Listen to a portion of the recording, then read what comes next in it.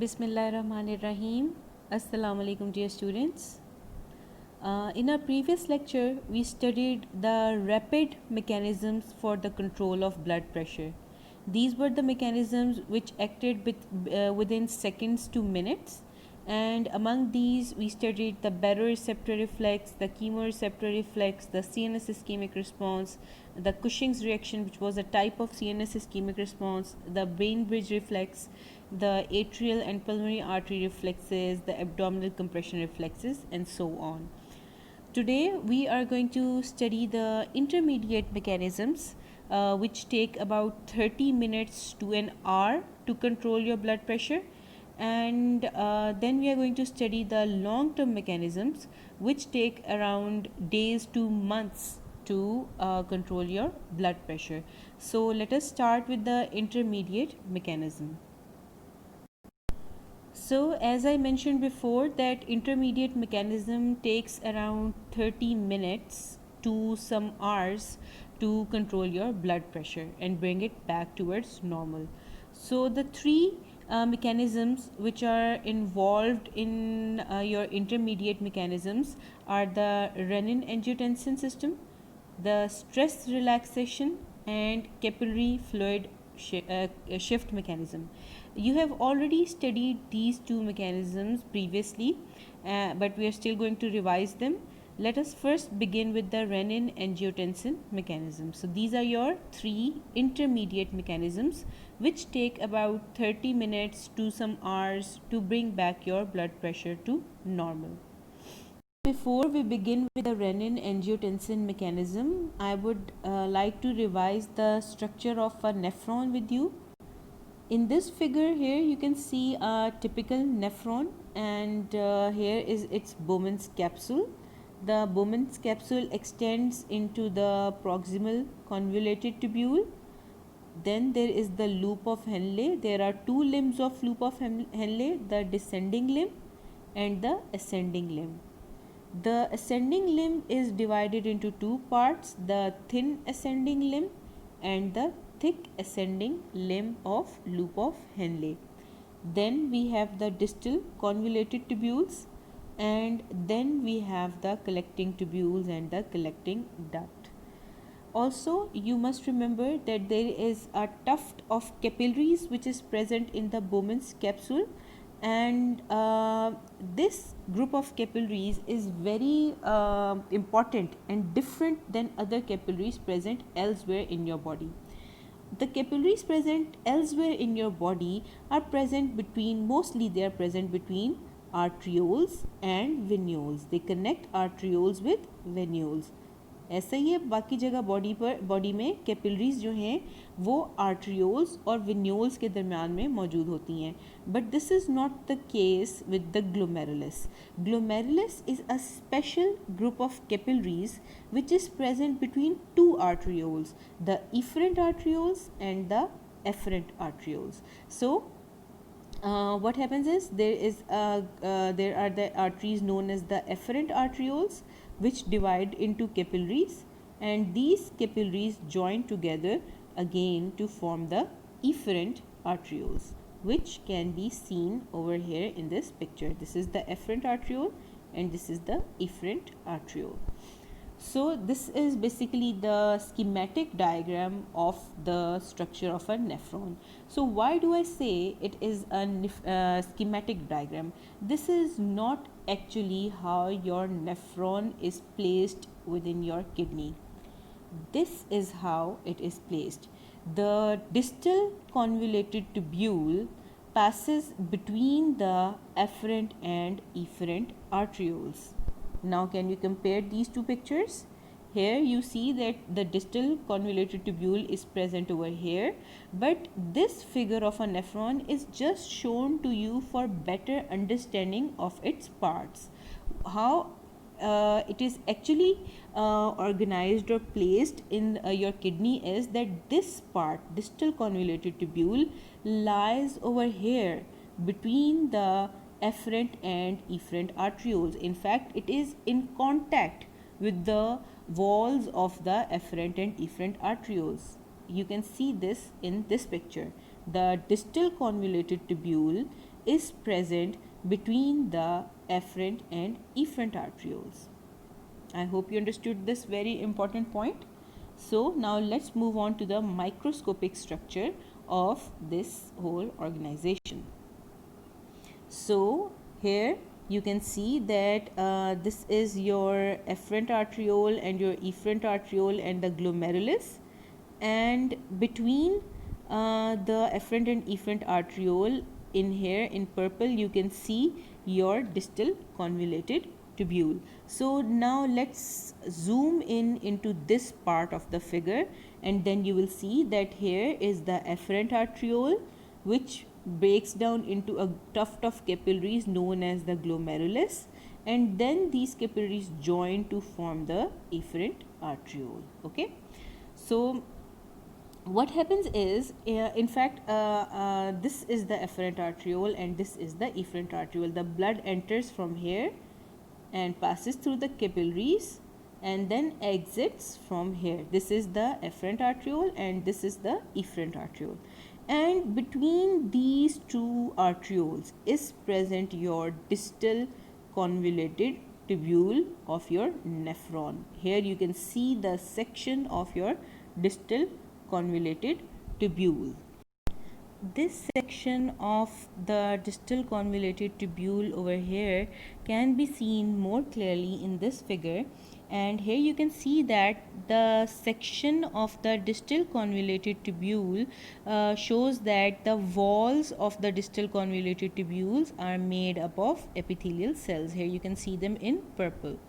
But what you will realize is that in this area where the distal convoluted tubule is in contact with the afferent and efferent arterioles, the epithelial cells are dark and thick. This is the reason they are known as macula densa cells. These cells, epithelial cells of the walls of the distal convoluted tubule, where they come in contact with the afferent and efferent arterioles, are thick and dark and are known as the macula densa cells. These cells have a very important role. These cells are very sensitive to the concentration of sodium in the filtrate reaching the distal convoluted tubule.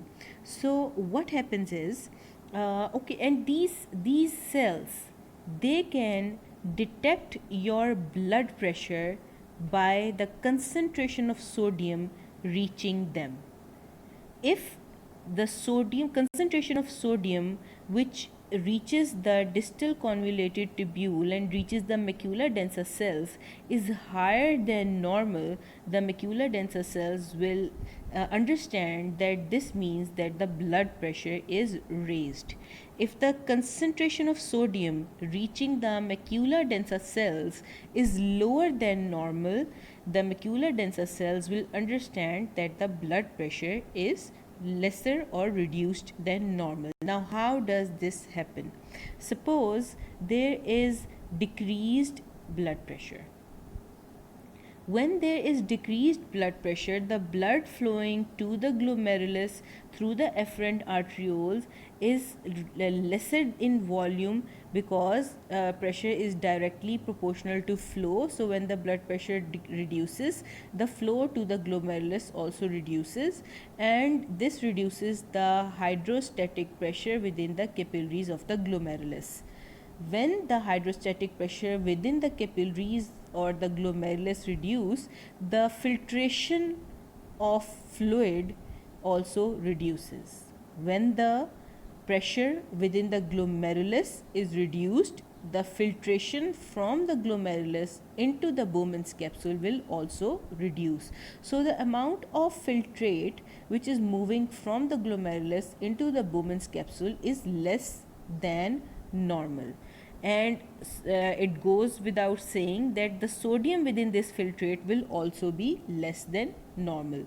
So when this sodium slowly moves from the Bowman's capsule to the proximal convoluted tubule and through the loop of Henle, and it moves slowly towards the distal convoluted tubule, a lot of it is reabsorbed back into the peritubular capillaries. So the final concentration of sodium which reaches the distal convoluted tubule is less than normal. And what the macula densa cell do is they sense that since the sodium concentration which is coming to these cells is less than normal, so this means that the blood pressure within the body is also less than normal. So what happens when the blood pressure is high?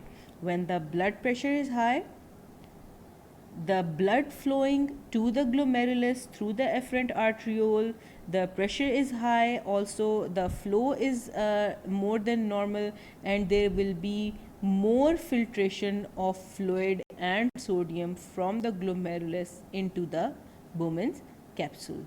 And the filtrate which is moving from the Bowman's capsule into the proximal convoluted tubule and the loop of Henle and the distal convoluted tubule moves so fast that it cannot be reabsorbed efficiently back into the peritubular capillaries. So the filtrate which reaches the distal convoluted tubule has higher concentration of sodium than normal.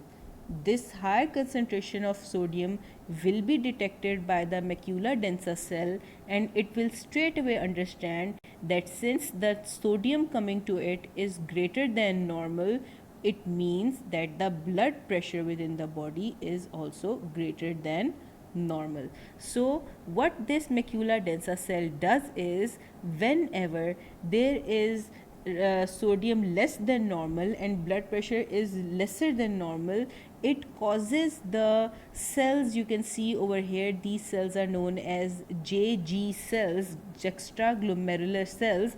These cells are basically the epithelial cells of the afferent arteriole. So macula densa cells sends these JG cells special signals to form a protein which is known as renin. Renin is a protein which plays an important role in maintaining your blood pressure. Now, how it does that, I will tell you in the next slide. So let us see how our renin angiotensin system works. First of all, let's take the example. It is more effective when your blood pressure is falling and it is below than normal, and your blood pressure has been below than normal for more than 30 minutes, and it is the time when this mechanism becomes activated. Okay, so when your body is facing low blood pressure for a long period of time, almost around 30 minutes or more, your renin angiotensin mechanism kicks in and it starts making some changes in your body to raise your blood pressure. So you have to remember that renin angiotensin system is more effective when your blood pressure is low, and it is more efficient in raising your blood pressure. So what happens is, suppose some person had a road traffic accident and had a blood loss of around 1 liters or so, and also or some person is dehydrated and has not had anything to drink, has not had any water to drink, and is dehydrated for more than 30 minutes, of course his blood pressure is going to decrease. So when this person's blood pressure decreases, the blood flow to the kidney also decreases. As you already know that flow and pressure are directly proportional according to the Ohm's law. So when the blood pressure decreases, the flow of blood to the kidney decreases, and the this decrease in blood flow is detected by the macula densa cells, and they cause the JG cells to secrete renin. As I already mentioned before in the previous figure, that suppose this is your Bowman's capsule, and here is your afferent arteriole, and here is your efferent arteriole, and here is your glomerulus, and here you have your proximal convoluted tubule, your loop of Henle, and your distal convoluted tubule must pass between your afferent and efferent arterioles, and then there is your collecting duct. So whenever you have decreased blood pressure, the blood flow to your kidney also decreases. The blood which is passing through the afferent arterioles to your glomerulus will also decrease, and there will be decreased filtration of fluid as well as sodium, and reduced amount of sodium is going to move from your proximal convoluted tubule, your loop of Henle, and will reach your distal convoluted tubule. Here in your distal convoluted tubule you have macula densa cells which are going to detect decreased sodium in the filtrate and are immediately going to understand that the blood pressure is reduced, because decreased sodium concentration means decreased blood pressure. These macula densa cells are going to send signals to the JG cells, which are basically the cells present around your afferent arteriole, and these cells are going to produce a protein which is known as renin. Now what renin does is it converts a protein which is already present within your bloodstream. This protein is known as angiotensinogen. So it is formed by the liver. Liver forms the angiotensinogen and throws it into your bloodstream. On the other hand, your kidneys formed the renin and they threw them in your bloodstream. When renin acts on tensinogen, it converts into angiotensin 1. Let me repeat. Since in fact majority of your proteins are formed within the liver, your angiotensinogen is also formed within the liver. Liver forms angiotensinogen and releases it into your blood. Your kidneys secrete renin and release them into your blood, and this renin acts on the angiotensinogen and converts it into angiotensin 1. This angiotensin 1 circulates in your blood and it goes to your lungs, and within your lungs there is present an enzyme which is known as angiotensin converting enzyme, or ACE. ACE converts your angiotensin 1 into another enzyme known as angiotensin 2. Angiotensin is a very potent vasoconstrictor. As the name indicates, angio means blood vessel, tensin means constrictor. So angiotensin 2 is a very potent vasoconstrictor. What it does is it causes vasoconstriction all over your body and it increases your blood pressure back towards normal. So your BP, which was decreased, is now restored thanks to your renin, which converted angiotensinogen into angiotensin 1, which was converted into angiotensin 2 in the lungs by an enzyme known as ACE. Angiotensin 2, which is a very potent vasoconstrictor, constricts the arteries all over your body and increase the peripheral resistance, thus increasing your blood pressure.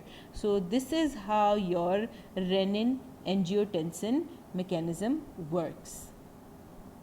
Then we have two more mechanisms which fall under the category of intermediate mechanisms. One is the stress relaxation and other is the capillary fluid shift mechanism. So in the stress relaxation, you have already studied it, that when within a blood vessel there is raised blood pressure for a long period of time, the smooth muscle cells of the blood vessel, they elongate and they relax, and the diameter of the blood vessel increases, and so the blood volume can be accommodated and the blood pressure falls back towards normal. This is stress relaxation and you have already studied it previously. Then we have the capillary fluid shift mechanism. In the capillary fluid shift mechanism, whenever blood pressure increases, you know that the hydrostatic pressure within the capillaries will also increase, and it will cause filtration of fluid from the blood vessels into the tissue spaces. This will reduce the blood pressure within the blood vessels back towards normal. So this is how your blood pressure is maintained within an intermediate time of 30 minutes to an hour. Let us now move on to the long term control of blood pressure. It takes around days to months to develop, and but this is a very effective way to control your blood pressure. It can bring your blood pressure back to normal, exactly back to the normal set point. So the most effective control for blood pressure is the long term control, but of course it takes days to months to develop, so it is late to develop but it is very effective. So this mechanism is the renin angiotensin aldosterone mechanism. You already know what renin angiotensin mechanism is, so now let me tell you how this mechanism, renin angiotensin mechanism, also causes the release of aldosterone, which is a hormone which causes salt and water retention. So let us study that what is renin angiotensin aldosterone system. So as we have already studied that whenever the blood pressure is low, macula densa cells detect low blood pressure by low sodium concentration in the filtrate. It causes the secretion of renin from the JG cells, which are basically the epithelial cells around the afferent arteriole. This renin forms an enzyme which is known as angiotensin 2. Angiotensin 2, as its name indicates, that it is a vasoconstrictor. It constricts the vessels and increase the blood pressure back to normal. But other than its vasoconstriction role, it has two other effects. One is it causes direct salt and water retention within the nephron. It does not allow the salt and water to be excreted from the nephron in the form of urine. In fact, this salt and water is reabsorbed from the nephron into the peritubular capillaries, and thus maintaining the blood volume and increasing the blood pressure. Another effect that the angiotensin 2 has is it acts on the adrenal cortex and causes it to secrete aldosterone. So aldosterone is another important hormone which acts on the nephron and causes reabsorption of sodium and water, and so that sodium and water are not lost in the urine but are maintained within the blood circulation, thus increasing the blood pressure. So angiotensin has basically three functions. One, as its name indicates, that it is a very important vasoconstrictor. Secondly, it causes salt and water retention directly, and it also causes the secretion of aldosterone from the adrenal cortex, and aldosterone also causes salt and water retention or reabsorption from the kidney. So now how does it do it?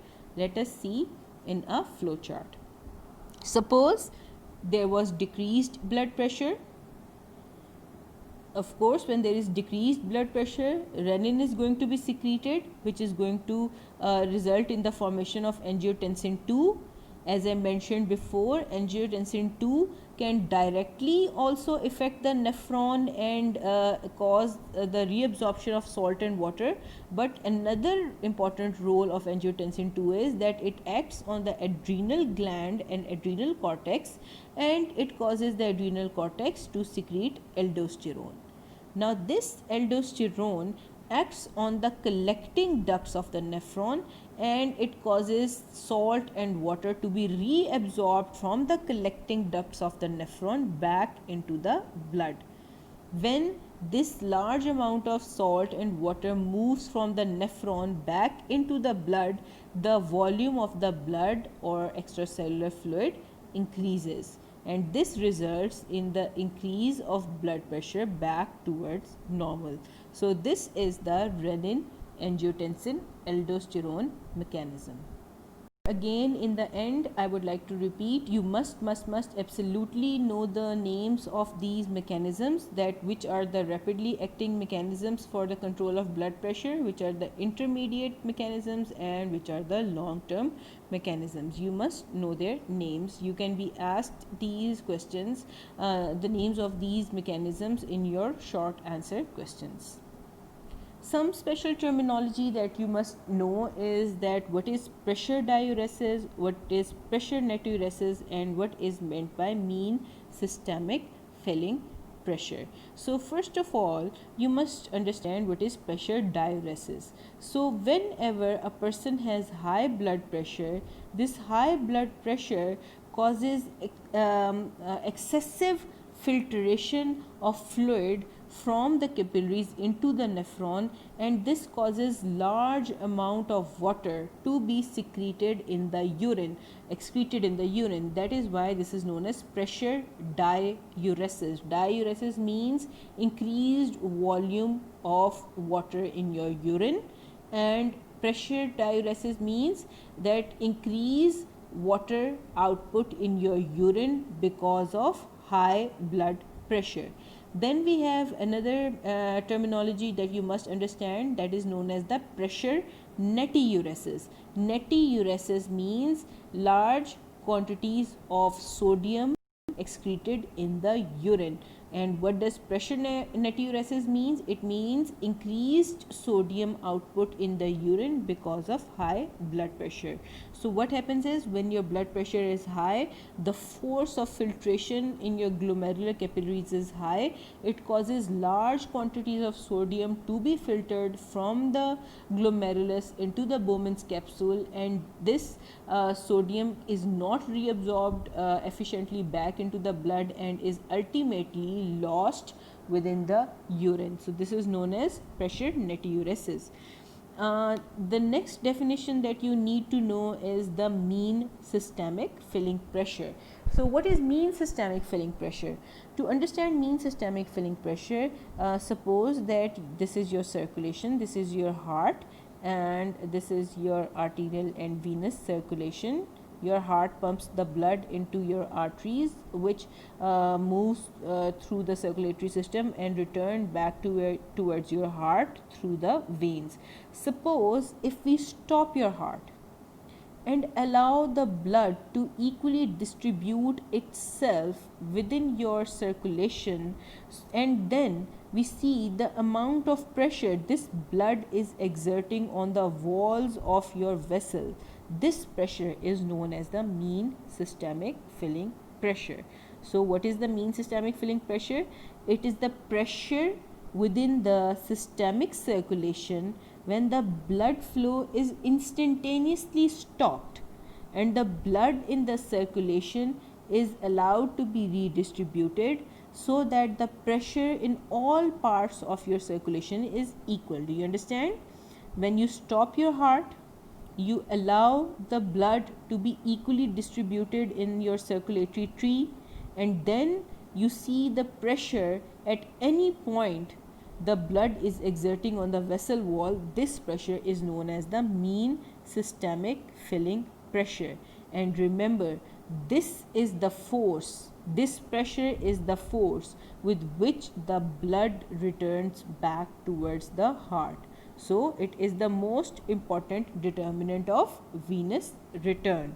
This is the mean systemic filling pressure, and its value is 7 millimeter mercury.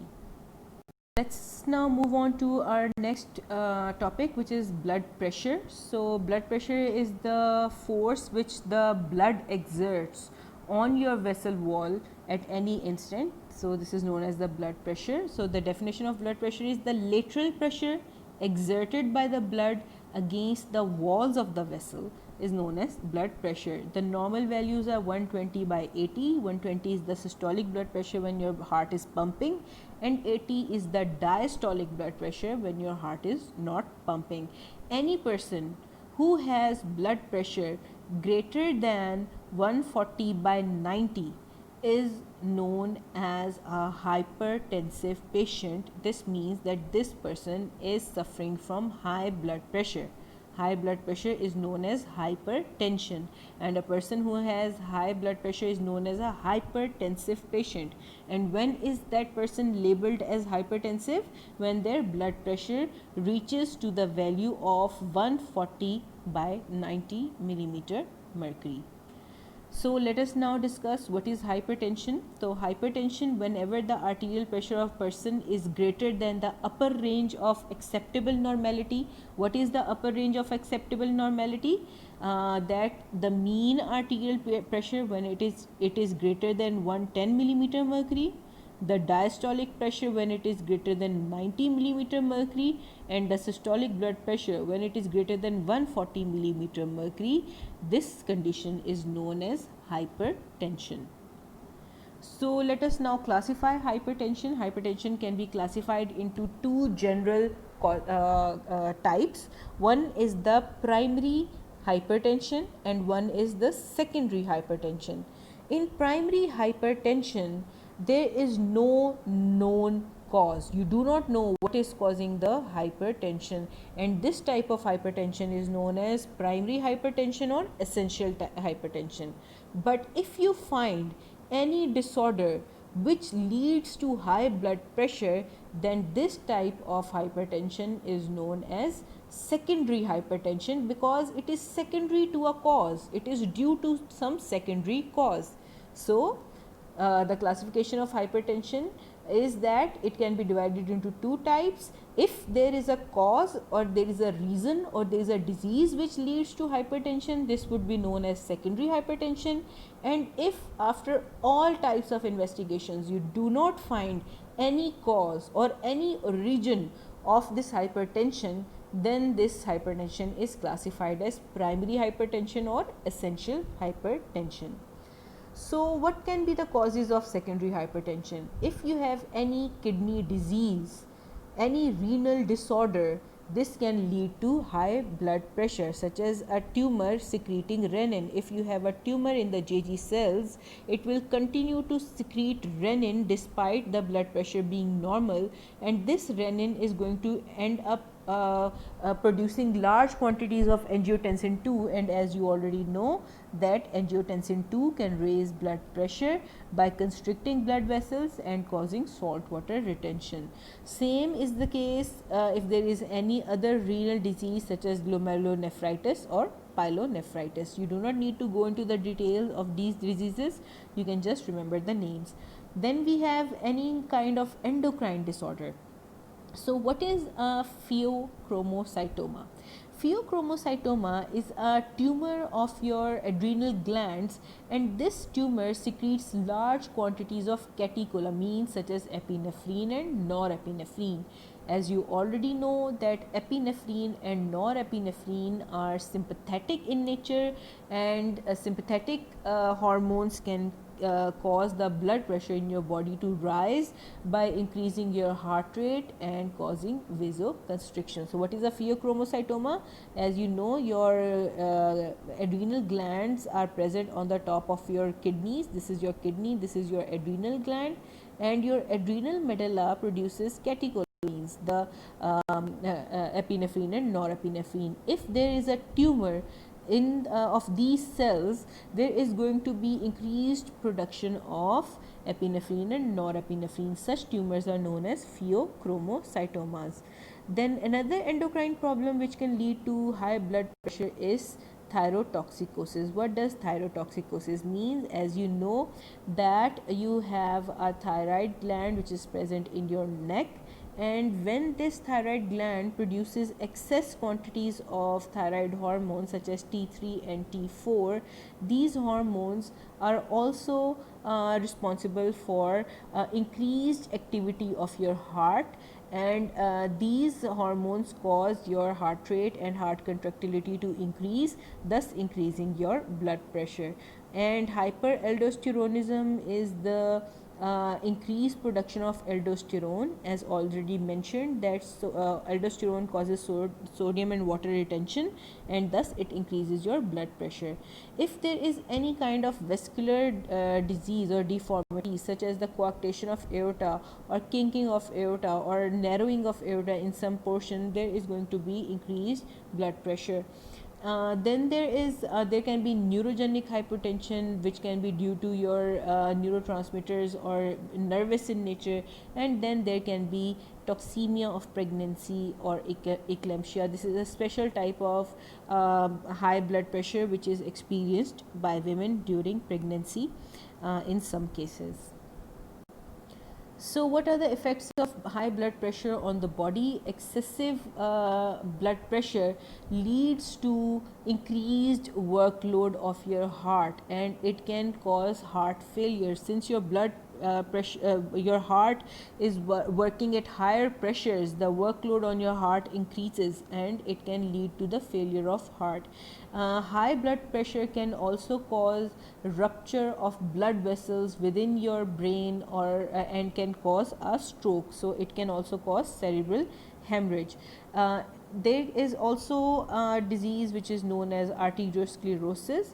It is the thickening of the arteries. So high blood pressure can damage the endothelium of blood vessels, especially the blood vessels of the heart.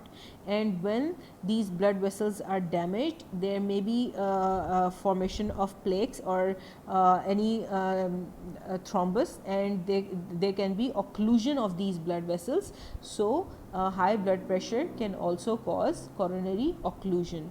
It can also damage your kidney and your nephrons, and as you already know that if your kidney is damaged, or it is damaged to such extent that it is labeled as renal failure, then it can also cause death, because all the waste products of your body start to accumulate, and they can deteriorate your functions, cerebral functions and other functions, and can cause death.